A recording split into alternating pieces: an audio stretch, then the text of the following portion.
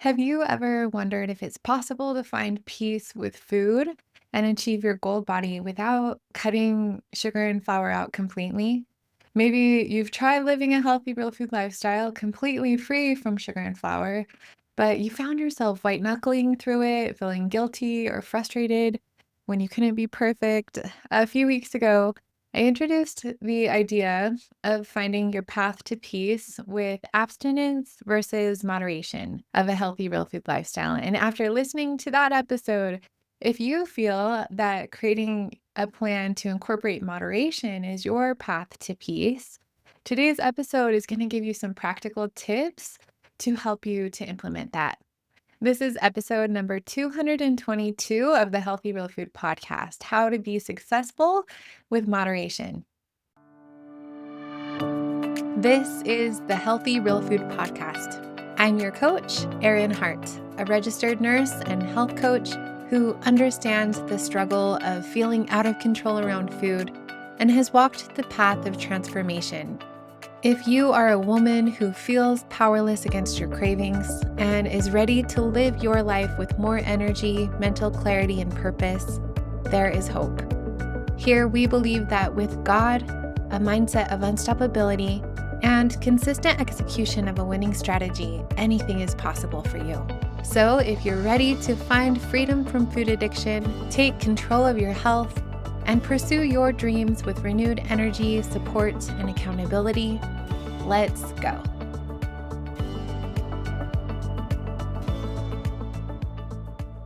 Hey, my friends, welcome back to the Healthy Real Food Podcast. I just got done with the workout, haven't really finished doing my hair and stuff, but we're doing this. I'm so glad that you're here. Thank you for spending your time with me today.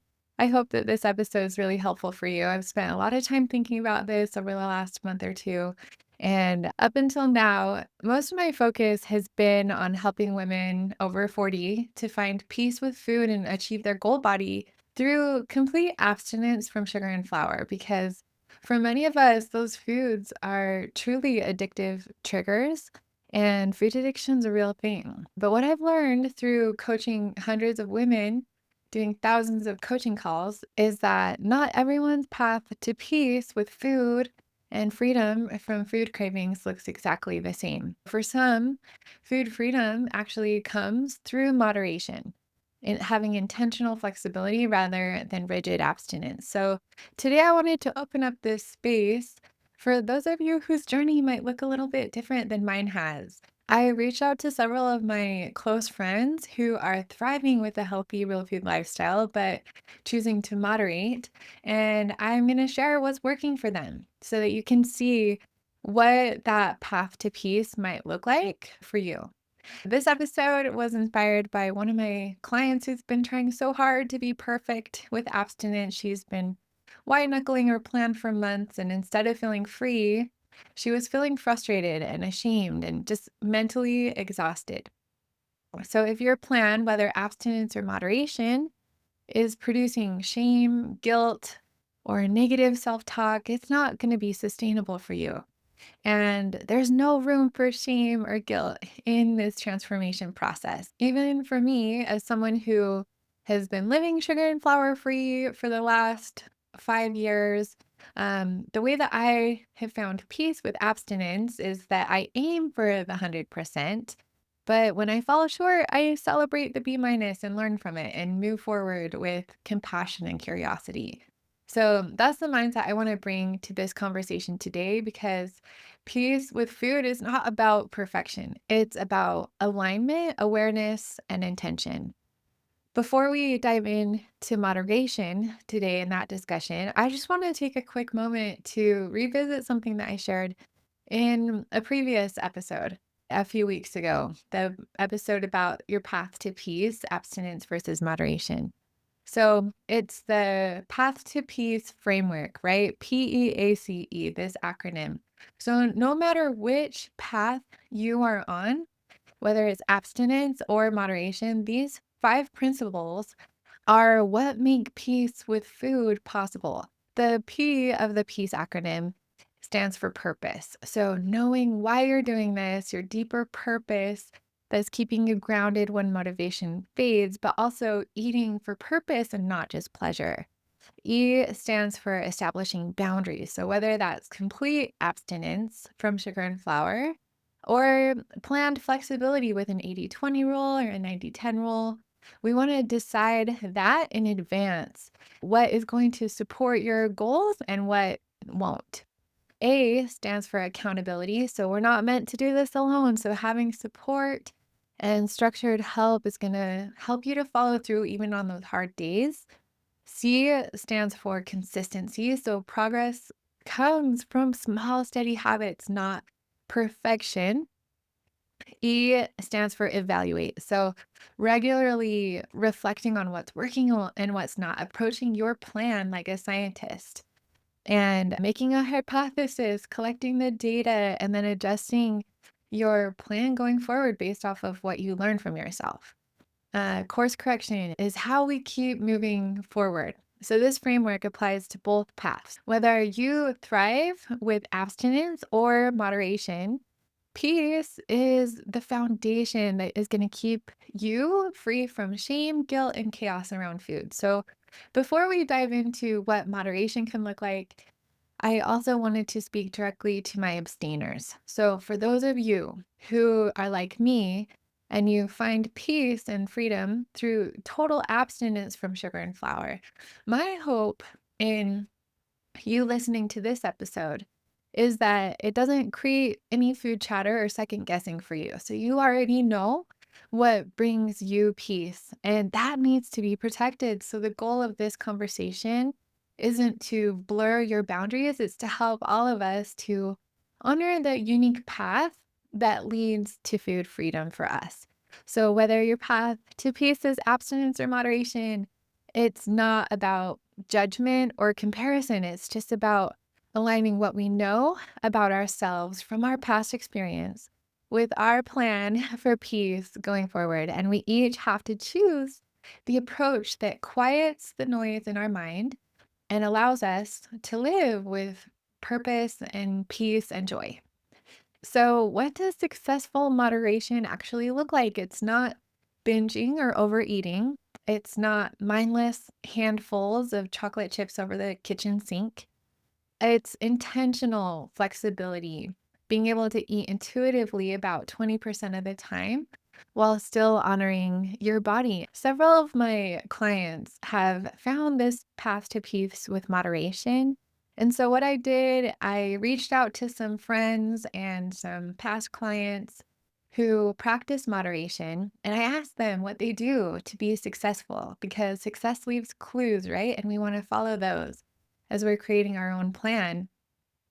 So, some of the common principles that were shared by them, these people who are thriving with moderation, are listening to your body, stopping when you're satisfied, and not stuffing yourself, right? So, getting to that middle place of fullness, leaving food on your plate when you've had enough, eating slowly and mindfully, sitting down, not scrolling or standing, planning ahead. So, choosing when and what you'll enjoy. So, it's a treat and not a trigger, not a reactive response to nervous system dysregulation, but it's something that's planned.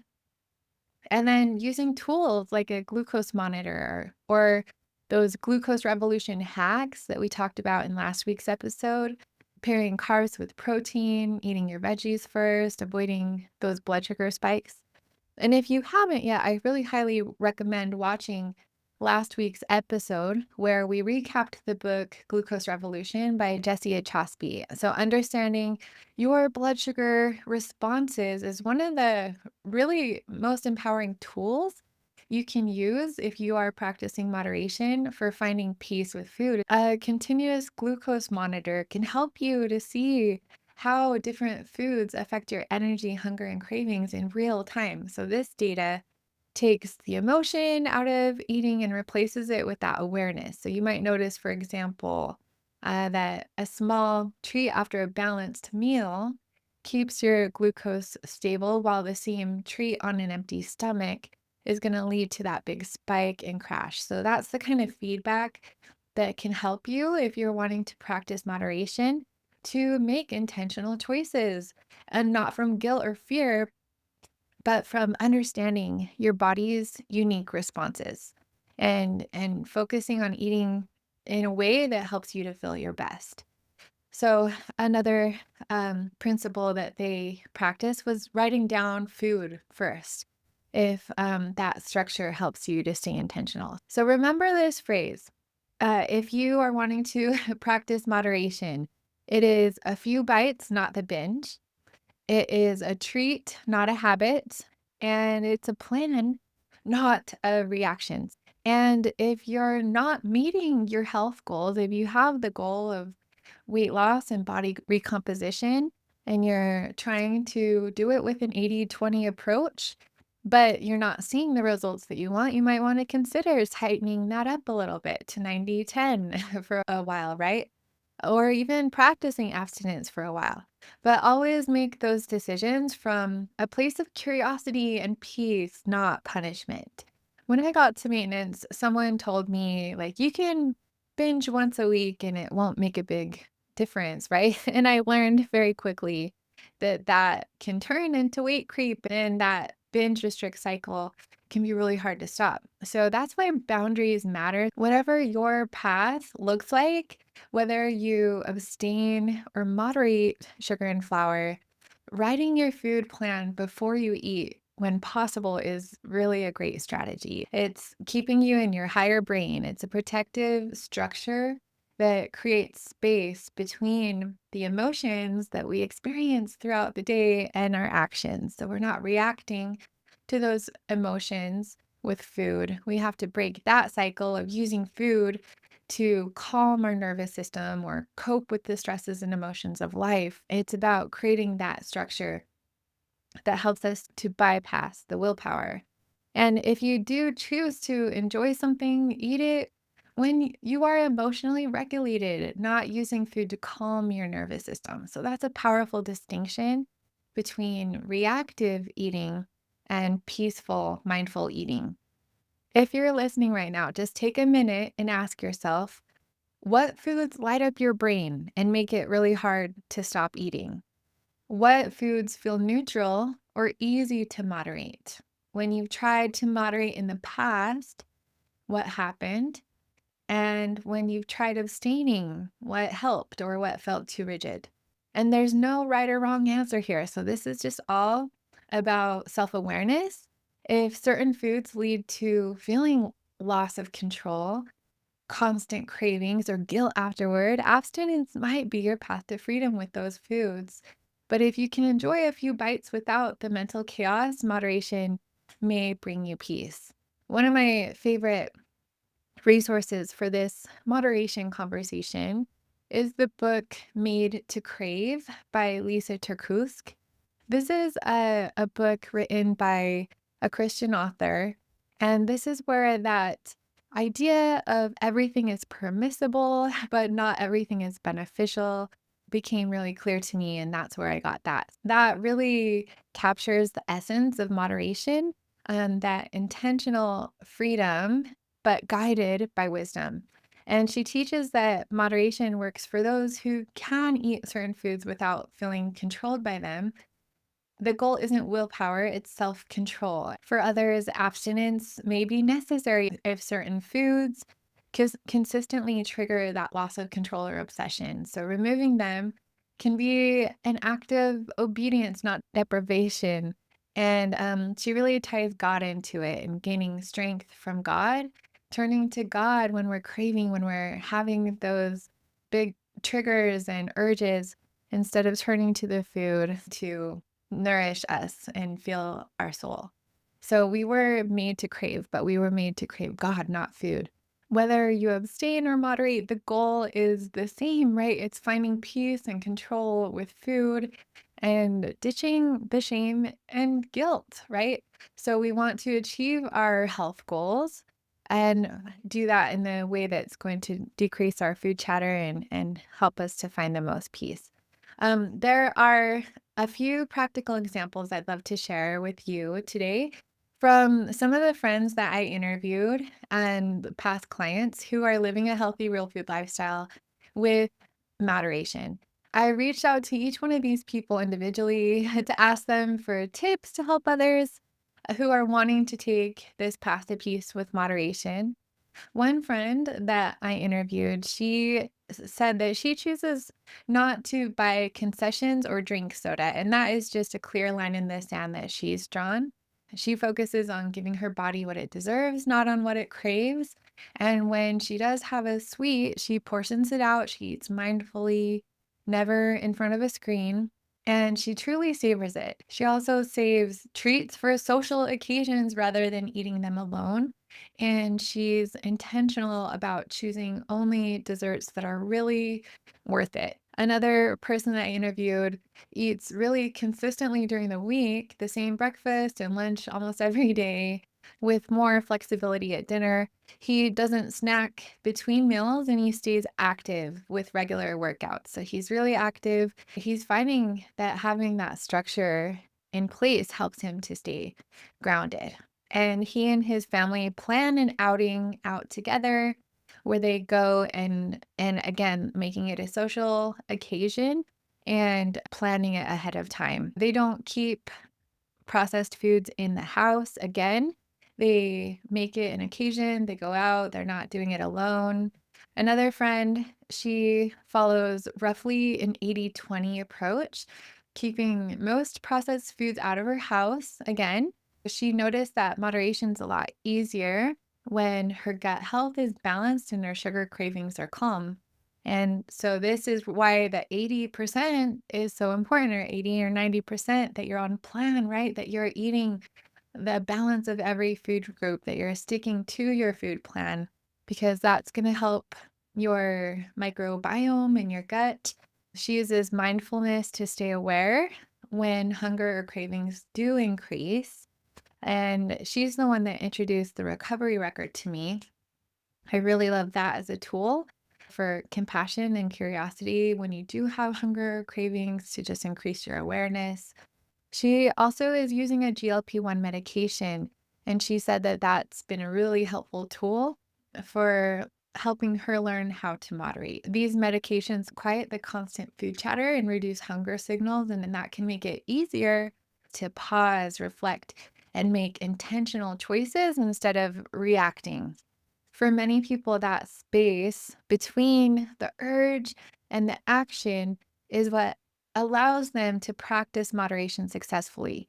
But just like any tool, if you're using weight loss medications, it works best when it's paired with your healthy habits. It's not a magic pill or a quick fix. Eating real food, managing stress, sleeping well, and staying active are all such important parts of that. And you can't just use it alone. They don't replace the mindset and the structure, they support them.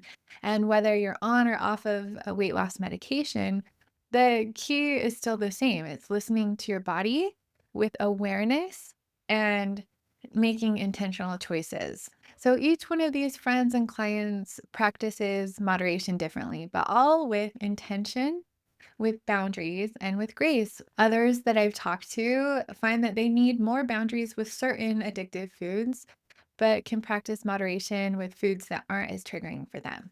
So, whether your path to peace is abstinence or moderation, remember that there is no shame or guilt and no right way for everyone. It's such an individual thing, and we need to honor what works for us and be aware of your past experience as you're creating this plan.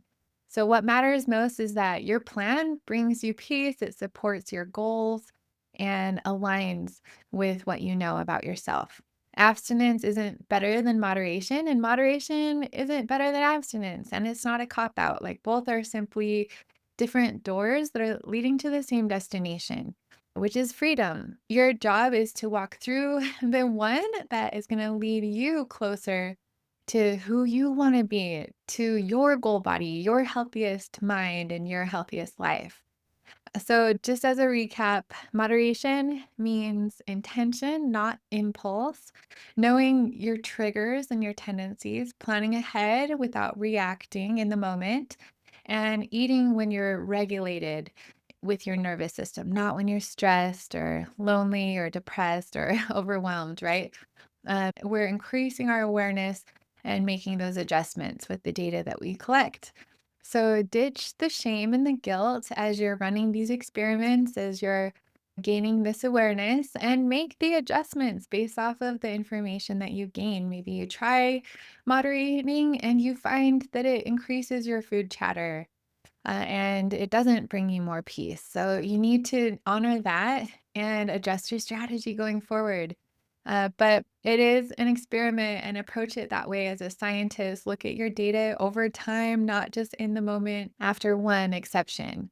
If you're wanting to find peace with food and achieve your goal body this year, I can help you. If you're not yet in my program, be sure to reach out. Success really is all about mastering your mindset, developing a meal plan you can stick to, and getting accountability to keep you on track throughout the year. Transformation is not just about looking cute in jeans. It's really about becoming who you want to be. Your health is the foundation for everything you want to be and do. And doing that inner work, addressing the root causes behind our issues with food is so important. So instead of staying stuck and obsessed with food and your weight, you can focus really on the most important things in your life and your dreams. So let's get you started on your success path so you can lose weight for the last time. I'll see you next week. Thanks for listening today. If you enjoyed this podcast, you're going to love my coaching program. If you're struggling and want to lose weight for the last time, I can help you. Just imagine living in your goal body and having peace with food. Your success is guaranteed. To learn more about how to get support, guidance, and accountability so you can find peace with food, achieve your goal body this year, and have more energy, visit www.healthyrealfood.com. While you're there, click the link to my schedule for a free one-to-one coaching call so we can get you started on your success path. You have the power to create the life that you want. This is the year of you. I'm cheering you on. Now go win the day. You got this.